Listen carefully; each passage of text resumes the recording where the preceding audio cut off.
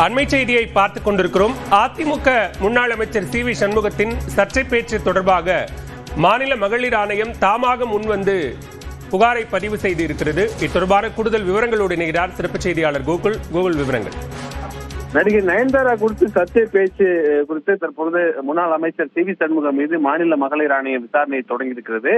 குறிப்பாக இந்த சர்ச்சை பேச்சு குறித்து மகளிர் அமைப்புகளும் தென்னிந்திய நடிகர் சங்கம் உள்ளிட்டவைகளும் கண்டனம் பதிவு செய்திருக்கக்கூடிய நிலையில அந்த கண்டன அறிக்கையின் அடிப்படையில புகாரை தாமாக முன்வந்து மாநில மகளிர் ஆணையம் பதிவு செய்து விசாரணை தொடங்கி இருப்பதாக தகவல் தெரிவிக்கப்பட்டிருக்கிறது.